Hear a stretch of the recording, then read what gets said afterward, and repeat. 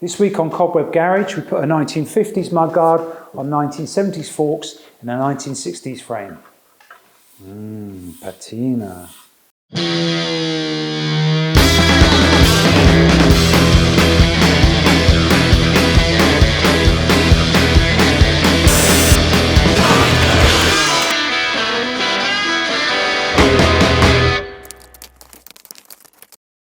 My favourite Lambretta mudguard, I reckon, is from the LD, and being Oddbod. We have here one LD mudguard. Hopefully it's going to look cool on her. Not too pleased about how that just grips on there.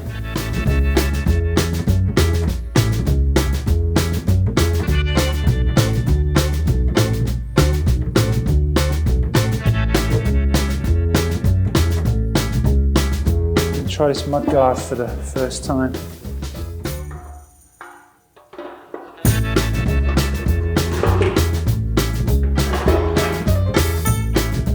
Oh, it'd be nice, obviously, if that came down to meet there. So the problem we got is that bearing carrier bit is stopping the mudguard going down any further, and it's just sticking too far away from the wheel at the moment. I can see another problem is that bracket at the back, with these holes kind of lined up, that bracket is stopping it going any further down. I'm either going to have to bend that bracket down or cut it off and re-weld it. I think I'm going to trim this bit off flat, because it looks a bit of a mess. Drill a couple of holes through. It's roughly about the width of the forks, so the mudguard can drop down a bit lower, sit closer to the wheel.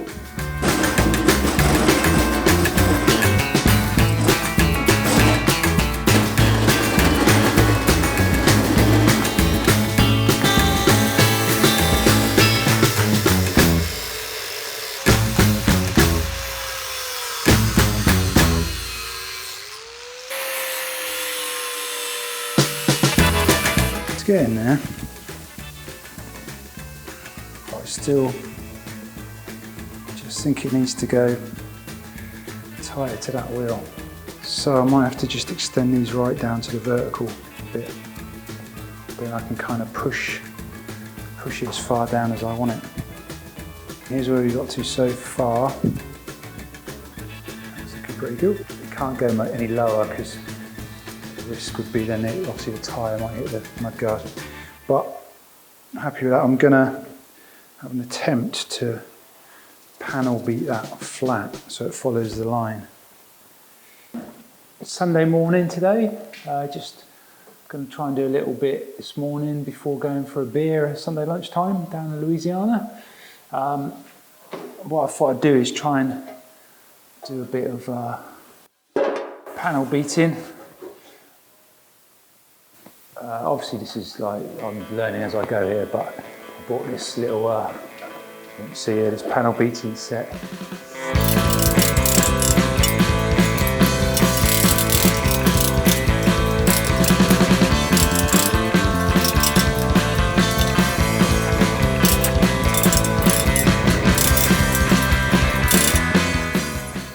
Right, I'll bash this for about an hour. Obviously panel beating's not my forte, but you know, I'm learning anyway. I've got it roughly to shape. I mean, the mudguard's pretty battered. I think that's good enough. Let's chuck it on and see what it looks like.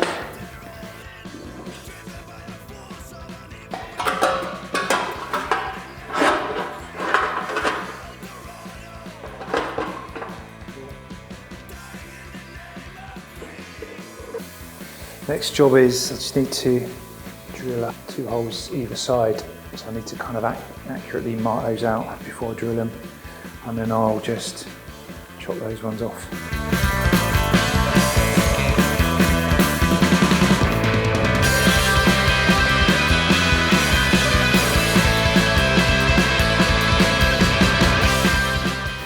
hand side where the top holes need to go, just by reaching in and scribing it. So I'm just going to centre punch those. I can't get my drill inside there, so I'll pick this tool up. A little while ago, which I think will be just about getting in there. Oh, look at that.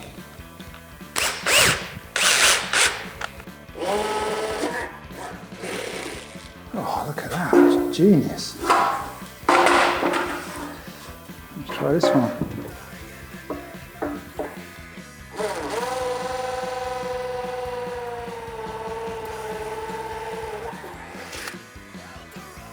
There you go. So we've got 2 holes now, top, which are going to bolt to the forks. I'll chop those off. The holes are there. So we've got 2 holes each side. It should be nice and secure when it's all bolted up. I'll take it off, off camera. I'm just going to wire brush the inside of it. Got most of the rust off, and I just treated it with some rust cure stuff, so just waiting for that to go off. Then I'll give it a coat of paint in there. So I just want to do a bit of preparation on this mudguard before I bolt it back on for good, and I'm just going to give it a clean up with these pads which I got from Halfords. Just going to use the finest one, which is the grey, and then I'm gonna give it some coats of lacquer just to stop it rusting anymore. See how we get on.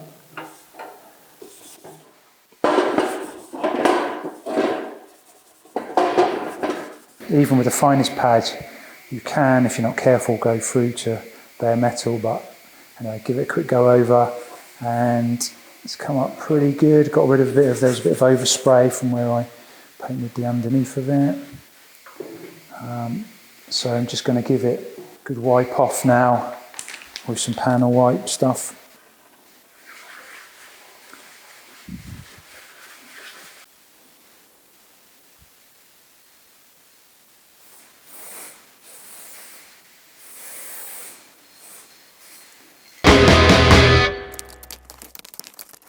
We have here a tool chest stool thingy because I'm fed up of leaning down trying to work on stuff. US Pro Tools have stuck their little sticker on there. I reckon the Sealy ones, etc. are probably all the same. Anyway, it's quite heavy actually.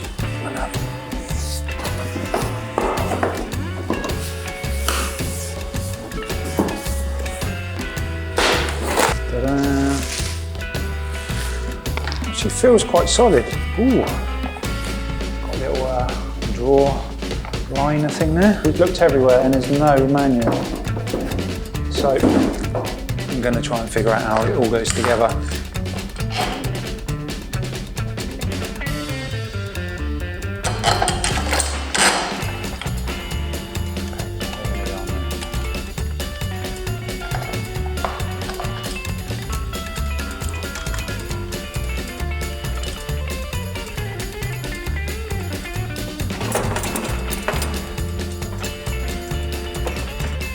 Can click them up out of the way, or put your cup of tea on them maybe. Oh yeah,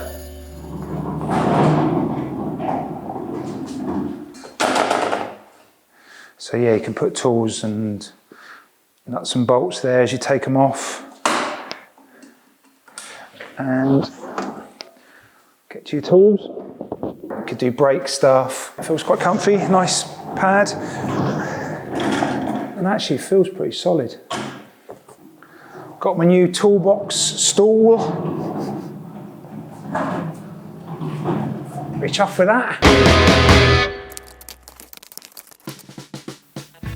See that? Camera, this side's not so bad, but there is a little bit there, so I have already undone this. But just wanted to show you the play and what it is. The bush is wrong, or the bolt's too small for the metal centre. Anyway, order some new bushes, I think. Hi, so we're at the bench because some parts have arrived. Thanks to Lee at Skutopia. I'm just going to try and get the bushes out. Oh yeah, crumbs. This one's really loose. The other one had to bash a bit. But you can see the state of that metal bush. Pretty rusty.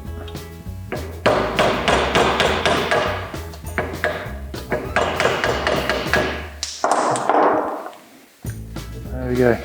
So these are the nice new ones. I'm going to clean up these links before I fit these, but just want to double check they're going to go in. Yeah, they're going to fit. It's a bit of a tight fit. This is the links cleaned up with a wire brush. Okay, giving the links a coat of paint. Try and reinstall them. Got these new bushes to go back in.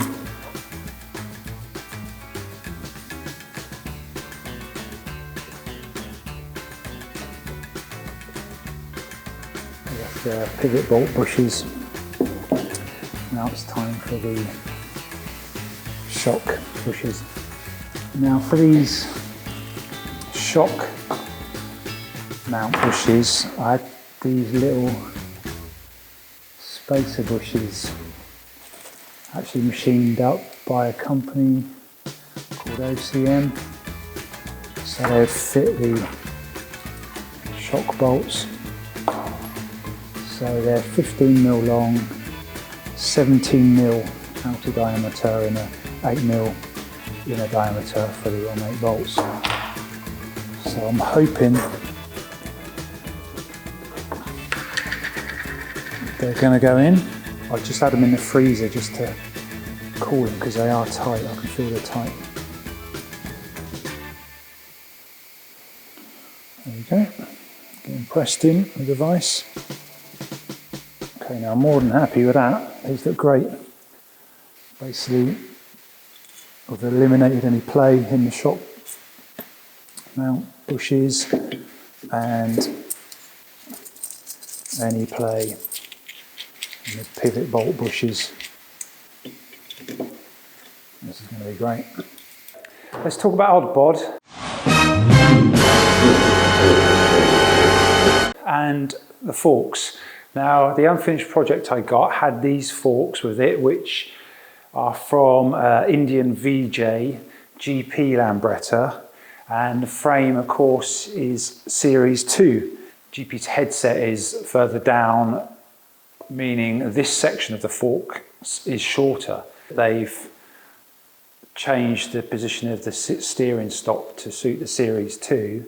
Someone, I believe, has chopped off this part of the frame and welded on, I'm guessing, this top part from a GP.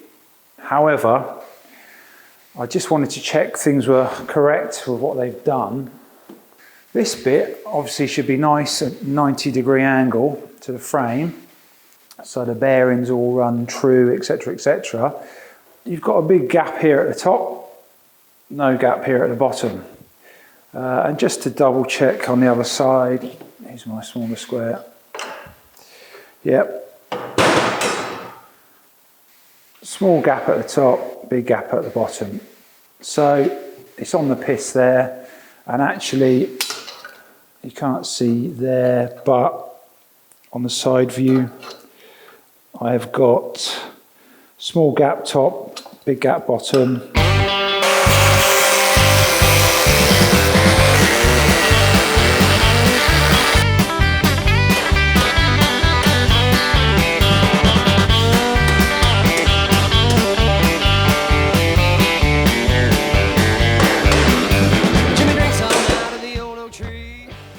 Before I go too much further with the loop back part of the scooter and the flip pegs, etc., I just want to put these forks back together and put the mudguard on and just put it back in the frame, just so I kind of know exactly how much room I've got.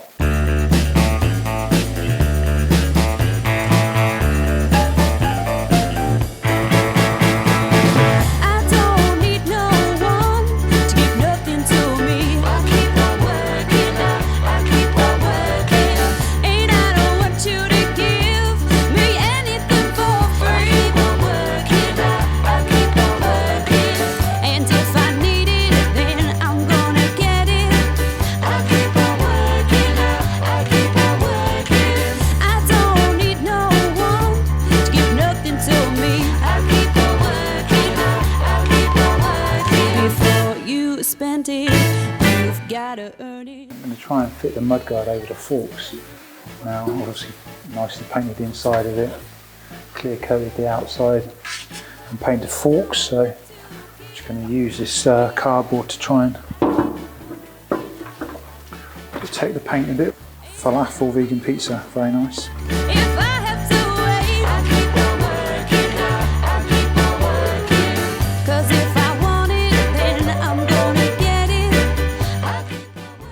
Forks pretty much back together.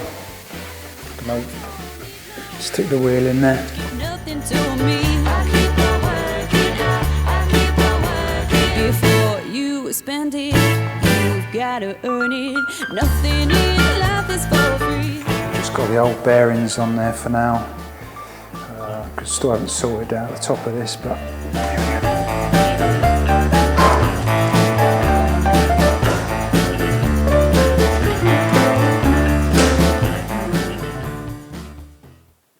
And now for something completely different.